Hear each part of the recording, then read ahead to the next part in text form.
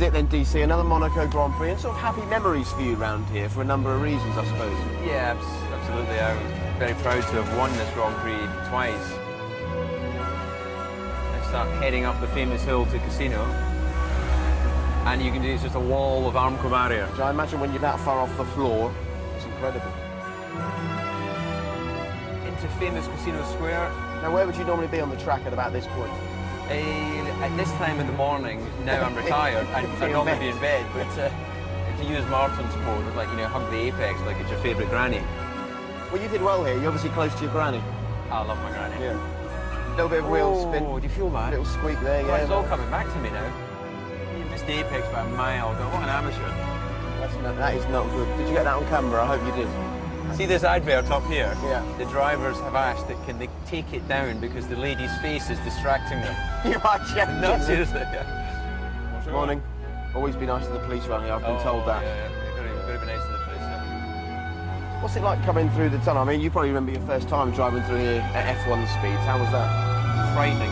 You're not used to driving at 150 miles an hour between Armco barriers, and then when you exit the tunnel, suddenly with the sunlight hitting your eye, and you know you're only about 100 metres away from where you're going to have to brake for the chicane.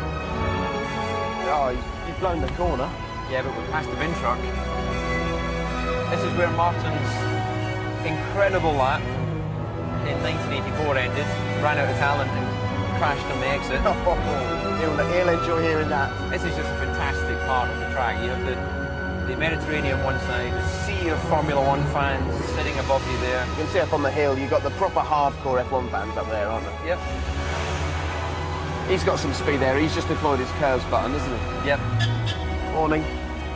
Well, William Grover Williams won it 80 years ago. You've won it twice. It's got a great history, and if you look at how close Formula One is today, then I think we can expect to be a great race.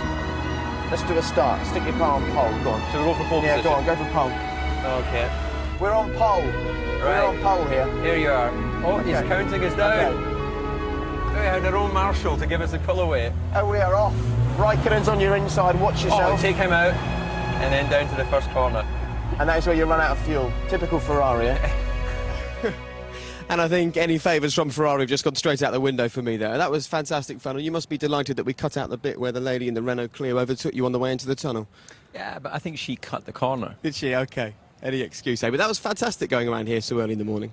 Yeah, it was. What was it, 5:30 wake-up call, so we could get some clear track time. So a bit earlier than I'm used to getting up to, but I think it's great to be able to soak up the atmosphere of the racetrack when it's nice and quiet. Would have been lovely to have you with us, but we couldn't get you out of bed at that time. I was just on the way back from that club that you saw me crawling out of, I'm afraid. Well, actually, we did see someone climbing over the Armco looking Not a little true, bit worse not for true. wear at about 5:30. No, Not absolutely true. not. Anyway, good afternoon. Thanks for joining us. Welcome to live coverage of what is probably the most important qualifying session of the entire season. Such is the importance of being at the front of the grid for the Monaco Grand Prix. And some teams are arriving here desperate to keep their good run going. For others, as we all know, they've really been struggling so far this season. It's round 6, and the previous 5 races have made everybody sit up and take notice. Winner of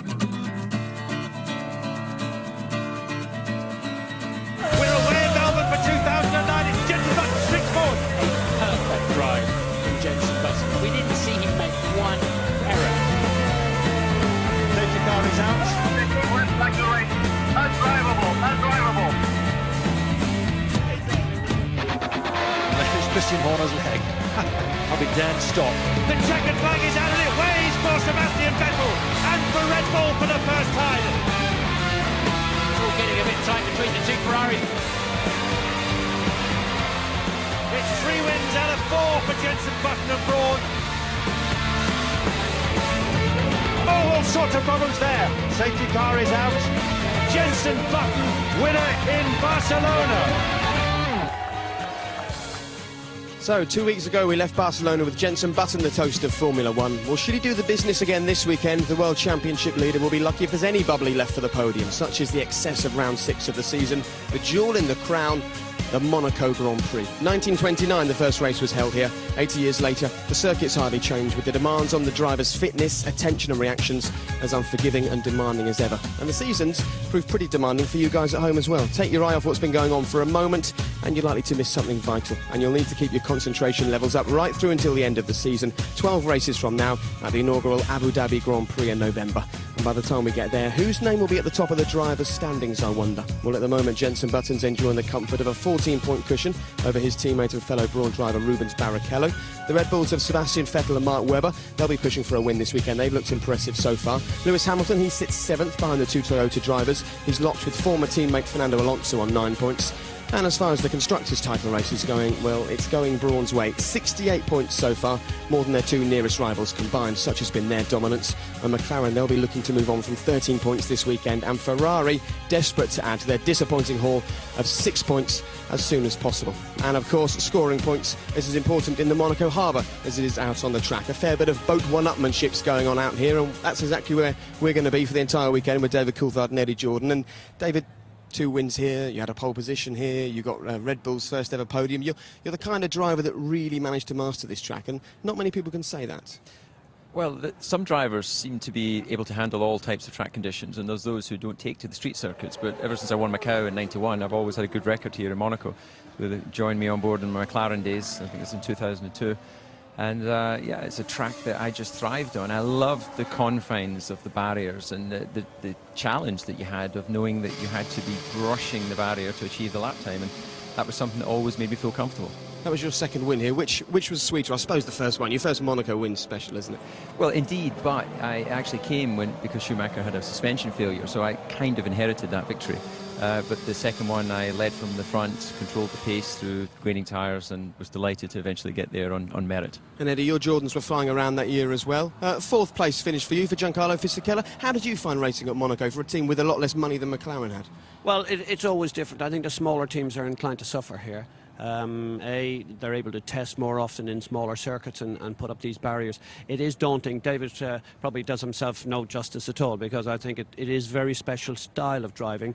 Huge talent to be able to win here, and of course he did it. And I hate giving him praise like this. Thank of course. you. I appreciate that. I bet you do. And very quickly, just to explain to people why we're on a boat, because I'm sure they've tuned in and gone, oh yeah, good old Jake DC and EJ on a boat there. But the reason is because there is just no space over there for us. And in some ways, the claustrophobia of Monaco actually makes it more exciting. It adds to the tension in the atmosphere, doesn't it?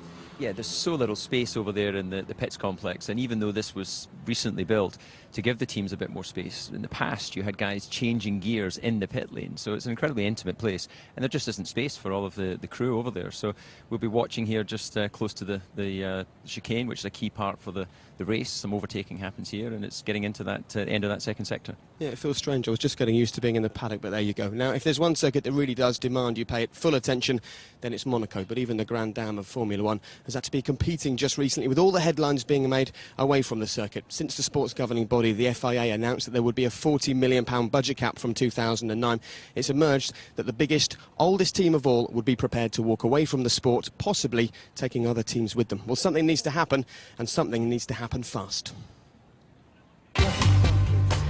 This weekend has seen intense, drawn-out discussions between the FIA and FOTA, the Formula One Teams Association, with the future of F1 at stake.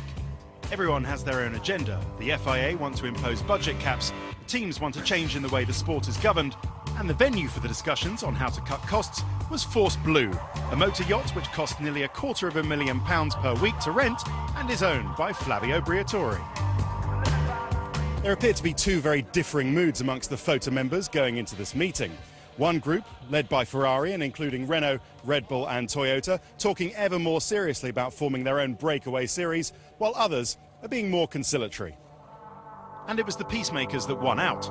During the 2.5-hour meeting, Bernie Ecclestone persuaded Ferrari to step back from the brink and commit to staying in F1 rather than creating another championship. Ecclestone stands to lose more money than anyone else if F1 falls apart. The teams were united and prepared to concede some ground as they went to meet Max Mosley. We are all together, and we will be in position to go to the chairman of FIA, saying in a very constructive but clear, very clear way the position of FOTA. How much? The next thing to negotiate was the 300 metres between Flavio's yacht and the Monaco Automobile Club, the venue for the next confrontation.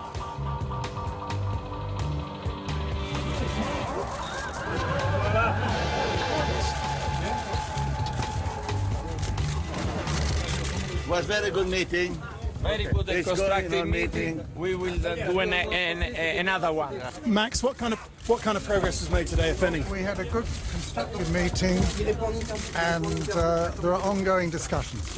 Were you satisfied with what they brought to the table? Did they make any further moves? The discussions are ongoing. But you clearly didn't think it was really up to much, did you? Well, we spent 3 hours.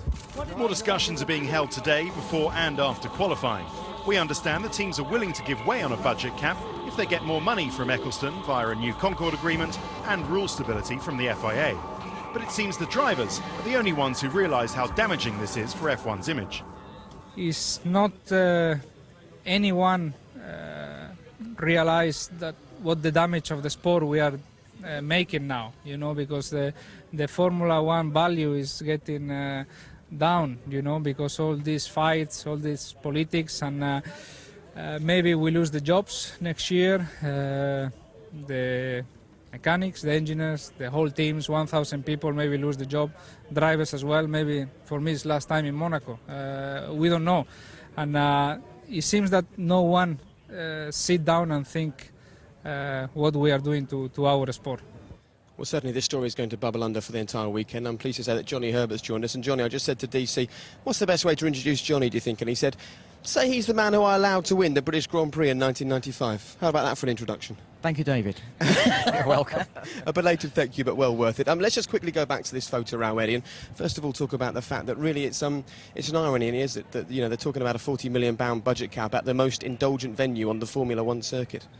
Well, it's something, I think it's a culmination of a whole lot of things. I think Ferrari's recent fight with the FIA and, of course, the failure of their injunction in the French courts, that is rumbling on here and will continue to do so. And I think Ferrari need to be a little bit careful. They're behaving like a little bit of a spoilt boy at this stage, and they just need to sort themselves out. Yeah, they've described allowing smaller teams to come into the sport as turning it from Formula One into Formula GP3, which I'm sure is not going to go down with many people very well. And also Fernando Alonso, he seems to have turned into a political figure over the past few days, David.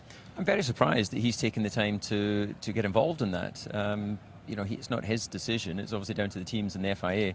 You know, clearly he is one of the leading drivers in the sport, but he'll just open a can of worms that he'll have to answer more questions, and he has to be very careful because of course the FIA grant his licence, so if they're not happy with what he's saying then they could threaten to revoke it. And he may take criticism from various people for what he said, but is it not just a sign of a man who really cares about Formula One, Johnny, and wants it to survive and thrive? Yeah, well, I think so. I think there's a lot of people out there that want it to survive, want it to carry on as we know it with all the technology involved. But like David said, you have to be a little bit careful how you sort of put yourself across in these difficult times, which, you know, hopefully, you know, it will get sorted very, very shortly. Let's hope so. Now, talking about putting yourself across carefully, the two of you had to tread rather carefully around here a few years ago.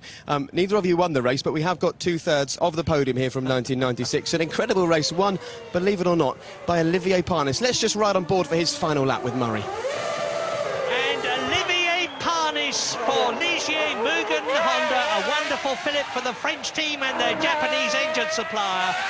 Exits the Rascasse to win the 1996 Monaco Grand Prix. And the voice you heard there, of course, was Murray Walker, and we're delighted to say that he's here in Monaco with us. Murray, the memories that must have brought back, eh? Jake, I won't say I remember every turn of the wheel, but it was one of the really great upsets of Monaco, and it just shows that anything can happen in Formula One, and it normally does, because that was, I think he started for 15th on the grid and he won the race, and it was fantastic. Fantastic. Sounds good to hear that word as well. We've been talking about the history of this circuit so far today. You know, 11 consecutive finishes for Graham Hill, Ascari going into the water down here, Ayrton Senna announcing himself to the world in the Tolman in 1984. What stands out as your favourite moment from Monaco? Probably not an easy question. Well, my outstanding memory, Jake, is Monaco 92, when we all remember that Nigel Mansell was leading the race that he had never won, came into the pits thinking he'd got a puncture, turned out to be a loose wheel nut. Meantime, Senna took the lead, and Nigel climbed all over the back of Senna around the... David, I haven't seen it. Every time I see him, he'll say, have you turned the microphone on, Murray? Because I did a 20-minute interview with him in 40-degree heat in Brazil one year and forgot to turn the microphone on. Yeah, actually, I should correct myself. It's actually Greg who's here. He's supporting, not Leo. Apologies. Well, it's great to be back in Monaco. I know it's a terribly hackneyed expression, jewel in the crown, but that's really what it is. Nothing else has got the history and tradition and the location and the racing and the girls and the restaurants and the hotels and everything else. Murray, if it makes you feel better, I've already used that once today. So Murray, don't worry too much. Eddie, not like you to be talking about girls in a programme like this, but I actually did see Nigel, and Nigel was out showing his son exactly the lines through the tunnel the other night as we were walking to a restaurant. I couldn't believe it. On the top of the stand, here was Nigel going through all the ramifications of what you do, and he described one particular incident which is remarkable. He did a 360-degree turn. He lost it in the middle of the chicane, and right behind him was PK, and they were laughing and joking about this encounter. How you can do a 360 in that tunnel and survive it and continue is absolutely beyond me. It was a remarkable story. Eddie, I bet he didn't remind you about the time he nearly won at Monaco in the Lotus, and in his own words, he hit the white line when it was wet, went off the circuit, and that was in. We know Nigel, and he has a fairly good opinion of himself, and I don't think that even revolves in anywhere in his memory bank. Now, Murray, talking of opinions, give us your opinion on the season so far. We've been talking about the off-track activities so far, but let's confine this to the track. What do you think of the racing in 2009? Jake, as you know, I've been watching it a long time, and I have never in my entire career seen a Formula One season that began like this. For a team that no one had even heard of and that didn't even exist at the end of the previous season to come and win 4 out of the first 5 races, and for Jenson and Rubens to rise phoenix-like from the ashes of what looked like their past careers and win 4 races in the case of Jenson and getting on towards a victory for Rubens was unprecedented. And it looks as though it's going to go on. And what's happened to McLaren, what's happened to BMW, what's happened to Renault? We were all expecting them to blow everybody away this season, and it just hasn't happened. I've never seen anything like it in my life, and it's marvellous for Formula One. It is marvellous indeed, and Murray, it's marvellous to have you with us as well. Thank you very much for finding the time. Enjoy the weekend and all those restaurants and bars that you mentioned just a few moments ago. Great to see you. Thank you very much. Cheerio.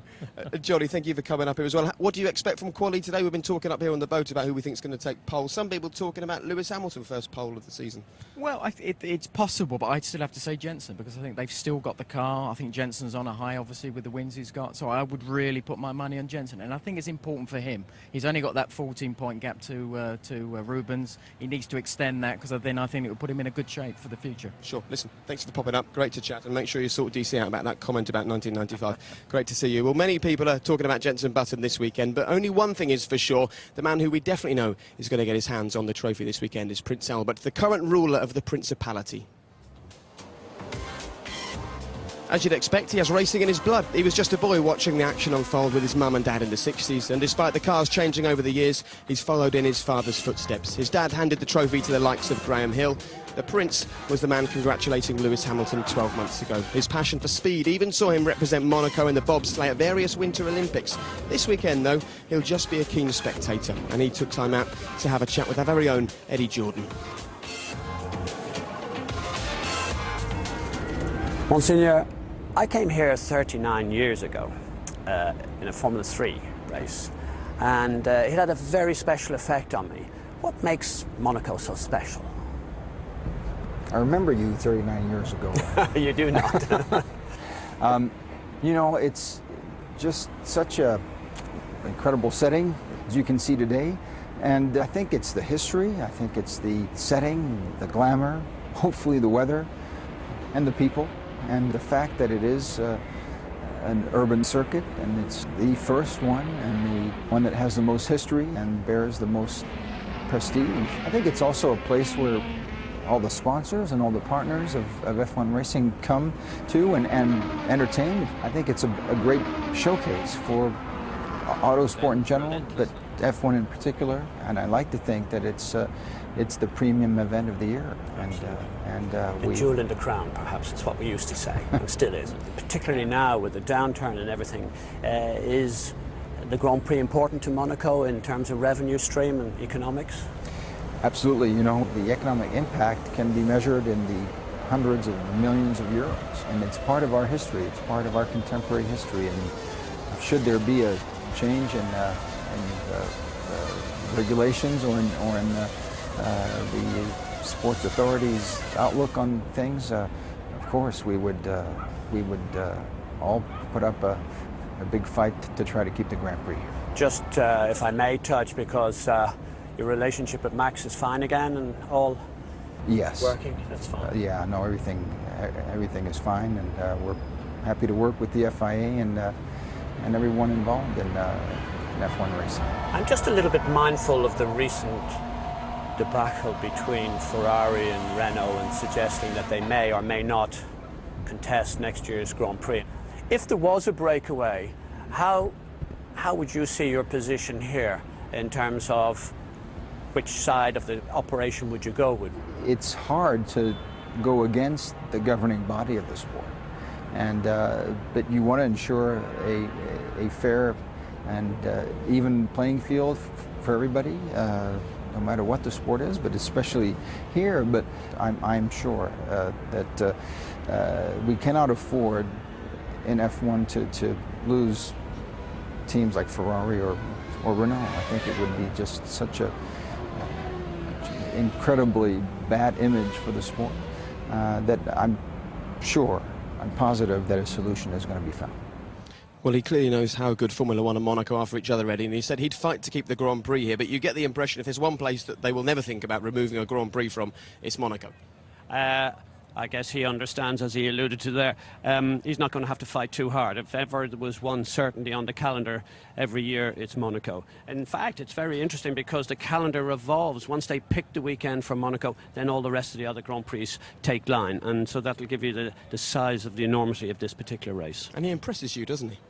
Well, he's so active in the community out of the Grand Prix season. It's all very well to see him, blue blazer and tie and turning up at a few social events during the weekend, but the rest of the year he is, along with the other members of the family, an active member of the community here. OK, stay with us. Qualifying is now less than half an hour away, but if Monaco, that you can see stretching away behind us, is steeped in Formula One history, then this is certainly a sport that never stands still. In fact, if you stop developing, you're pretty much going backwards. Even something as seemingly mundane as the driver's steering wheel has changed beyond all recognition. Here's Martin Brundle.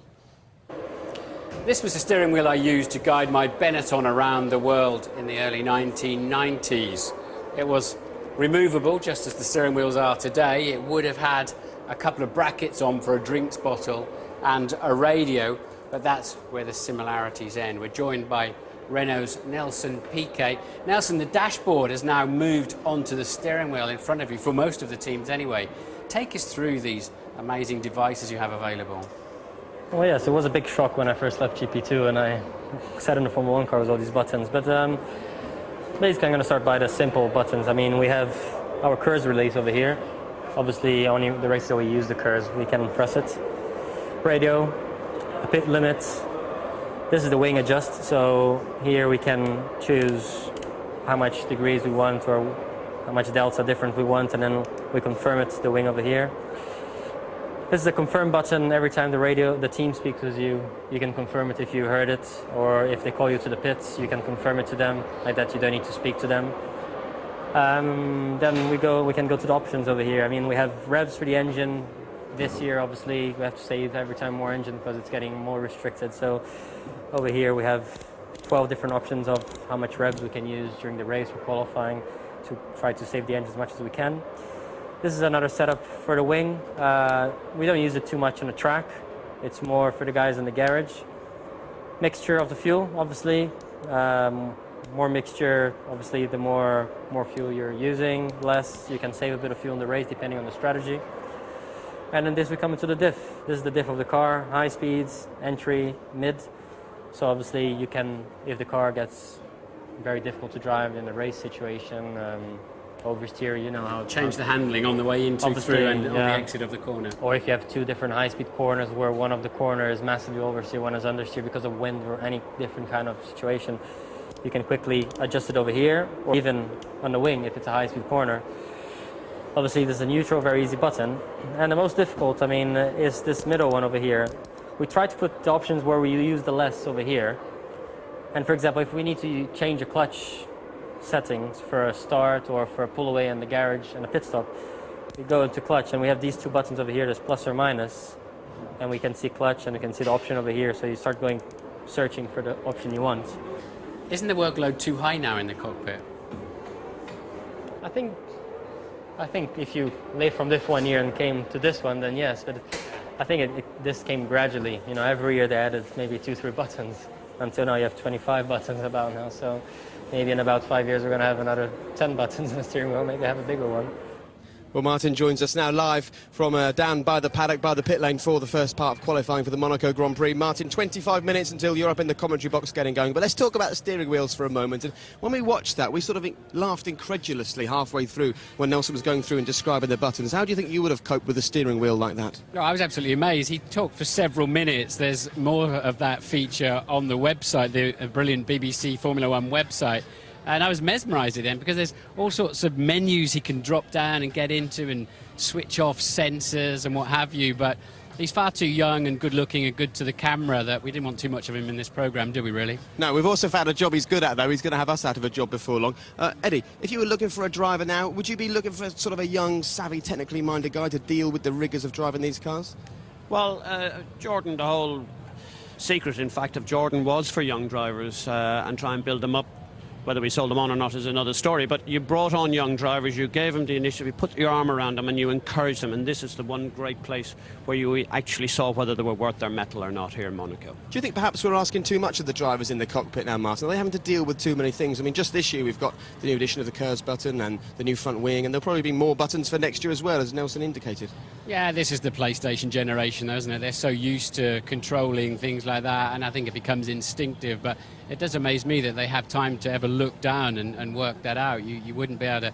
I heard a story about Lewis Hamilton sort of covering his eyes and learning where all of those buttons are, but you still got to work out exactly which one you're turning and how far, and sometimes that's at a couple of 100 miles an hour and in the pouring rain. I remember Robert Kubica in pre-season saying he was spending loads of time looking down to try and remind himself of where the KERS button and the sort of front wing adapter and all those sorts of things were. I suppose it's different for you, the DC, because you were with Formula One through this sort of boom of technology. So it was one new button every year, and that way you slowly get used to it, don't you? Yeah, well, looking at Martin's wheel from the Benetton days, it had no buttons at all. So, you know, Martin, you were always telling me how difficult it was in those days, but it looks like you had it fairly easy.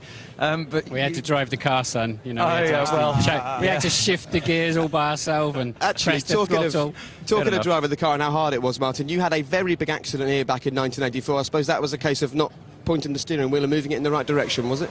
Yeah, it was a big shot in the 84 in the Tyrrell. The brakes failed going into Tabac and I hit the wall. My head hit the barrier, then my head hit the ground. I was knocked out a bit, but instinct got me back to the pits and into the spare car, and Ken Tyrrell plugged his radio into my crash helmet. There was nothing in the car, it was all on your crash helmet back then, and said, you've got to get on with it. You've got 8 minutes left to qualify and you're not in the race at the moment. I was 22nd at the time. I said, no problem, which track am I at? At which point they switched off my car and took me away. There you go. That's when racing drivers were racing drivers. Eh? Well, indeed. You see how exposed the driver was in those days. You know, Martin's arm was lying on the track as they were righting him. The marshals didn't give you much love when they put the car back on its wheels, did they? No, I was looking at that. I mean, if I'd had a broken neck or anything like that, I'd have been a goner, wouldn't I? Things have changed. And you have to say, well done to the FIA and modern technology. The drivers are so much safer now. Absolutely. Right, Martin, thank you very much. You better hot-foot it up there to the commentary box. We'll hear from you very shortly. But if you're a British, a Finnish or a Brazilian driver, then you're following in the footsteps of your national predecessors, but not if you're Robert Kubica. He managed to bag BMW's first win last season. He was pushing for the driver's title all season long, eventually finishing fourth. But 2009 has been seriously disappointing for Poland's first ever F1 driver. However, he still feels pretty at home in the Formula One paddock.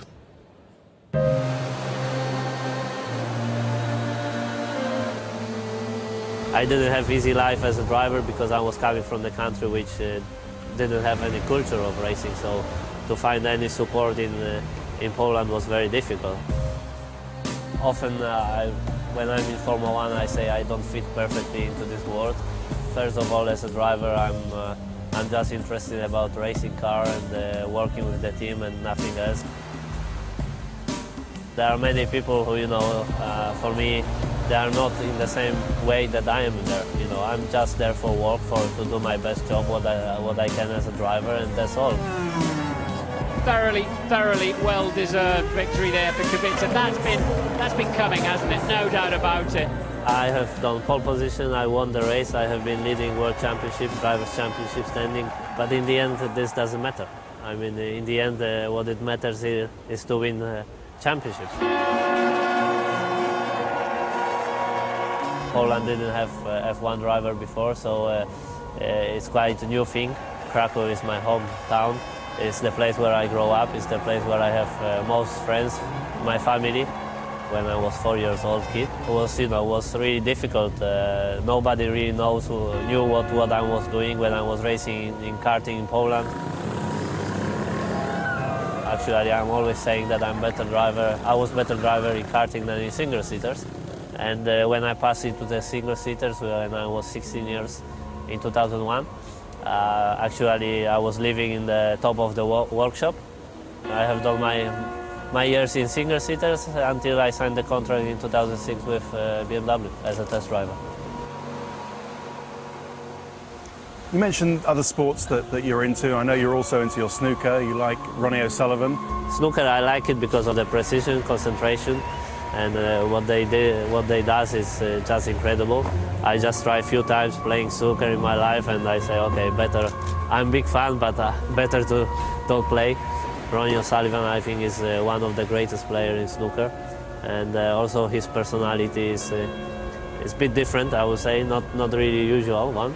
It makes him very special, I would say.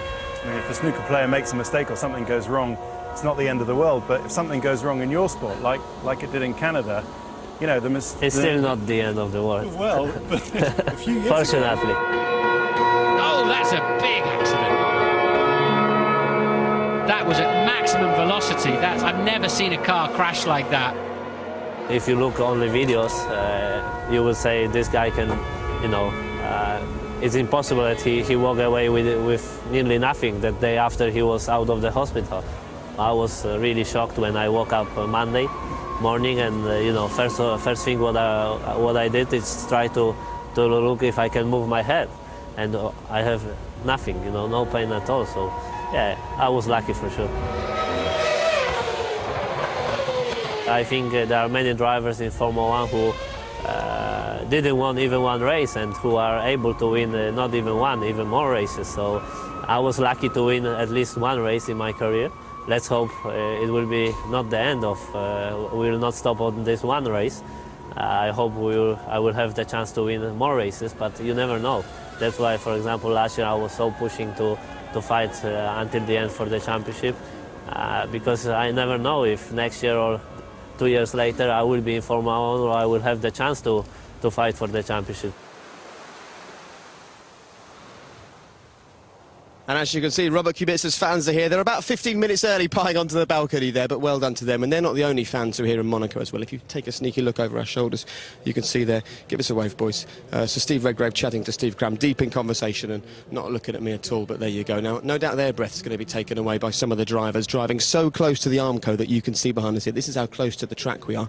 But one of the sort of unseen challenges here is how the teams deal with the natural lumps and bumps that you get when racing around a street circuit. Here's Martin to explain how you combat the problem. The ground clearance of an F1 car is critical for aerodynamic performance. The lower, the better, which generates more downforce and reduces the centre of gravity of the car's weight. There's a skid block underneath, usually referred to as the plank, which cannot be worn away, otherwise the driver will be disqualified. This stops the teams constantly trashing the expensive carbon fibre floors while looking for extra speed. Because of the bumps, drains, curbs and pavements of the Monaco track, teams are forced to increase the suspension travel and raise the front and rear ride heights. This stops the car hitting the track. OK, qualifying is looming very shortly. This entire harbour will reverberate with the sound of 20 cars desperately looking for the perfect lap around the circuit behind me. But there's an awful lot been going on in Monaco this weekend as ever. Here's Lee with the very latest. Glamour and glitz dominate when you hit the streets of Monaco. The Ferraris winding their way around the track today are very different to the ones normally cruising these streets.